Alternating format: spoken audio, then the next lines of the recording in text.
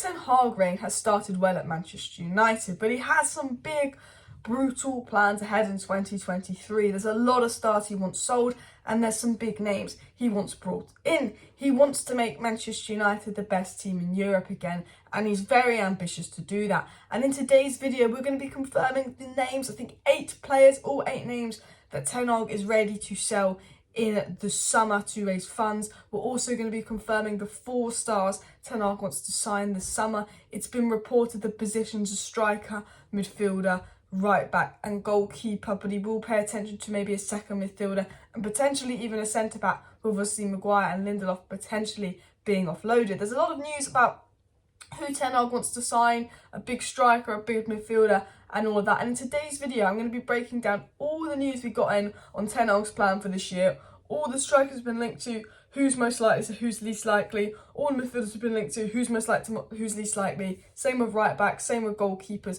and going through Ten Hag's transfer plan, as well as discussing the players that Ten Hag is likely to sell. Ten Hag said, we want to construct the best team, first in England, then in Europe, then in the world. That is his plan. He wants to get Manchester United to win trophies again. And he said again, most signings in the past at United have been average. At Manchester United, average is not good enough. The United shirt weighs heavily. Only real personalities who can perform under great pressure can play here.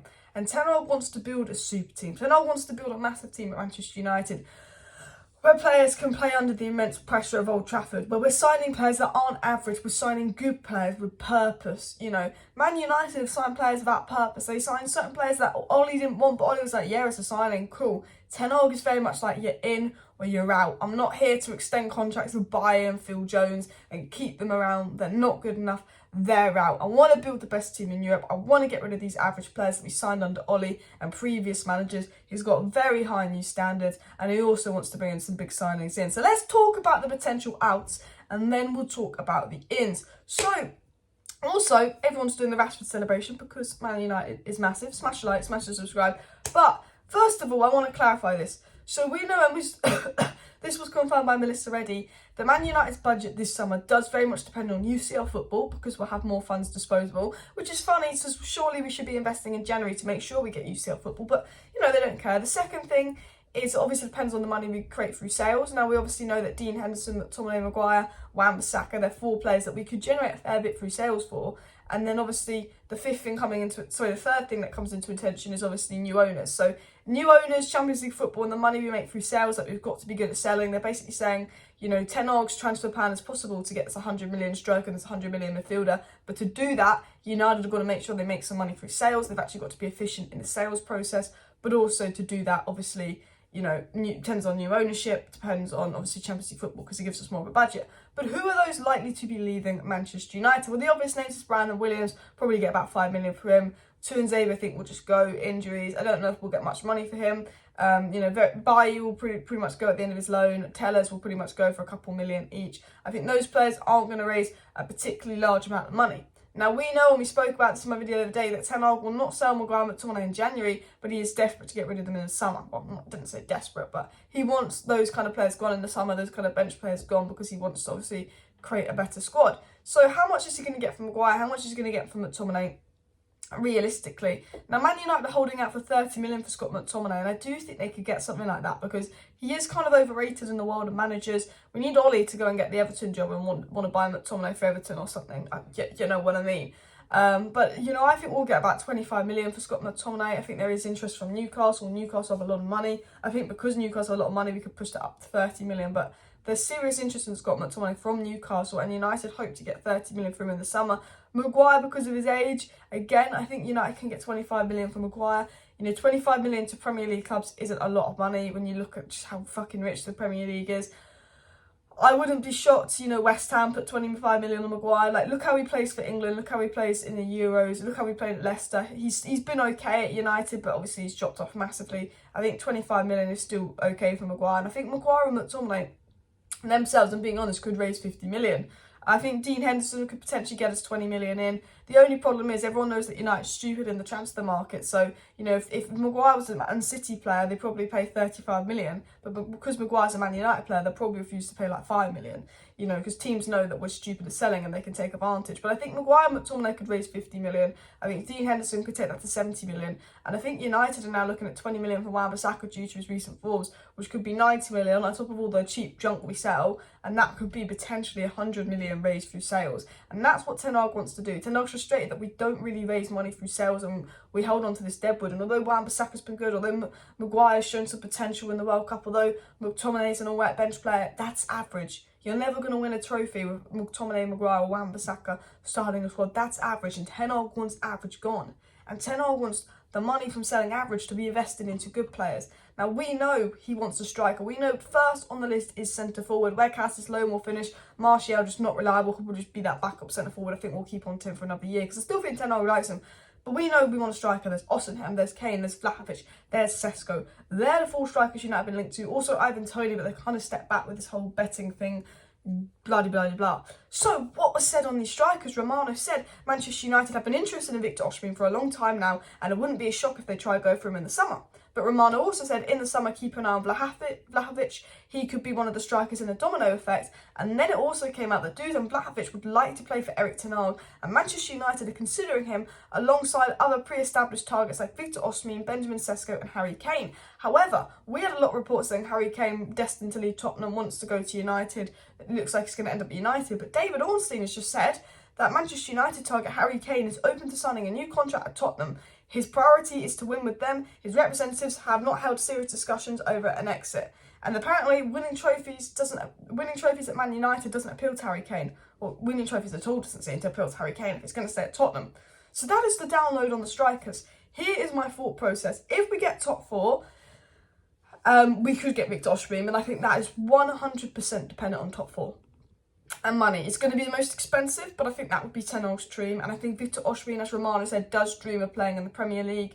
I would watch out for Chelsea as well, because you'll watch out for Chelsea in the transfer window. They're hijacking everything. However, there's a striker's curse at Chelsea. At United, there's a spot for him. Vlahovic, I think he's going to leave Juventus. I think someone like Real Madrid's going to go in for him because they're smart. They'll probably see 60 million, going to leave Juventus. But I think United will go in for Vlahovic. Reportedly, he wants to play under Ten Hag. He's young. He likes the kind of Ten Hag project. I think it would be a good move for him as well. I think, my opinion, I think Osimhen's probably number 1. If we can't afford Osimhen, I think Vlahovic will be that cheaper alternative, and he suits Ten Hag's style. Obviously, Harry Kane, and this is so dependent on if he signs that new contract at Spurs. If Harry Kane doesn't sign a new contract at Spurs, I think he'll be a United player. He either stays at Spurs or he goes to United, because I think that's the only... He can't go to a London club because of rivalry. Liverpool just got Nunes, City just got Haaland. I think for me, if Tottenham don't get top 4 and Man United do, and he doesn't sign a new contract, I think that is Harry Kane at Manchester United. I think Benjamin Sesko is... He's going from Salzburg to Leipzig, but they're by the same ownership and all of that. So I think that's a deal that United could do, but I think that's one that we might have to overpay for. And I also think when Benjamin Sesko is good and as young as he is, we're buying someone for the future. And I think with Martial's unreliability, we need to buy someone that we know can come to the Prem and, and can get 15, 20 goals. Vlahovic can get 15, 20 goals. Osimhen can get 15, 20 goals. Kane can get 15, 20 goals. Can we get that with Sesko? The second priority for United, as soon as they get that big fat striker out the way, is a midfielder. Now, we know Ten Hag loves Enzo Fernandez, and we know that United will be in for Enzo Fernandez. We've had some conversations and all of that. But Enzo Fernandez to Manchester United is going to massively depend on, obviously, Chelsea. Is Chelsea going to get him? If Chelsea don't get him this January, which hopefully they don't, he's available in summer for someone like United. Now, again, the only thing is Chelsea might be prepared to overspend. Man United might not be. Depends on new ownership, depends on top 4, depends on all of that. But United do like Enzo Fernandez, and I do think if he waits till the summer, he has the option of Manchester United and other options that, if Chelsea don't get Champions League football and we do, we could potentially be more appealing. Ten Hag's dream signing, of course, you're going to dread the name, Frankie de Jong. Again, as I've said with this, I think this is dependent on Barcelona if they're going to force him out. I think this is what Ten Hag wants. I think if Ten Hag can sign anyone, to sign Frankie de Jong, but that is so dependent on Barcelona and what they plan to do. We haven't been linked to loads of other midfielders. Moises Caicedo, he's been quoted at 100 million, which is just ridiculous. We could have signed him for 5 million. Ed Woodward, if you got your shit together. He's a fantastic player, but more of a Casemiro backup. I think Ten Hag wants a ball-carrying midfielder. When I think of ball-carrying midfielders, I think of Benacer.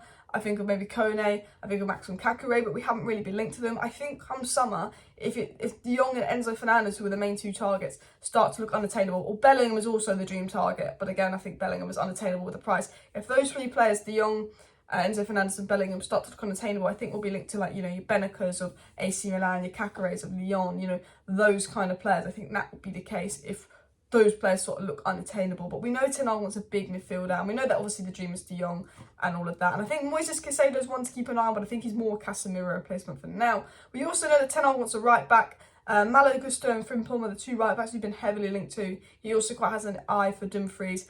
I would keep an eye on that as well. I think, you know, this depends on if we sell Wan-Bissaka in the summer. I think he still wants to sell Wan-Bissaka in the summer despite recent form. I think Malo Gusto has Ten Hag really likes. And I think it all depends on which right backs go where. I think Frimpong, if I was going to be honest, is the most realistic. And then the fourth and final position Ten Hag wants to attend to is goalkeeper. And it seems that David Raya and David Costa are the two we've been linked to. David Raya is the cheaper alternative, good with his feet. I think United will try and make moves for David Raya. In fact, we've had talks with him. So I think, you know, those are the sort of signs we'll make. David Raya, Frimpong, probably a Vlahovic or Osimhen, and probably a midfielder that we can get, depending on the names. It's also reported that United are interested in Kudus and Timber of Ajax. There's still a few Ajax players that Ten Hag is interested in, and I'm sure that that is the case. But anyway, guys, that was like the transfer news update. Today's video was just talking about Ten Hag's transfer plan for 2023, and I hope this was informing for you guys, because this is all the players that reportedly Ten Hag's going to sell and Ten Hag's going to buy in 2023, the positions he wants to go, so we can kind of have a direction of what Ten Hag's plan is. But obviously, variables like new ownership, top four, other clubs all come into place. But that, I think, is right now what Ten Hag is hoping to do and hoping to achieve, because he's obviously got ambitious plans to take United back to the top. Smash a like, smash a subscribe. Thank you for watching today's video, guys. See you next time. Bye.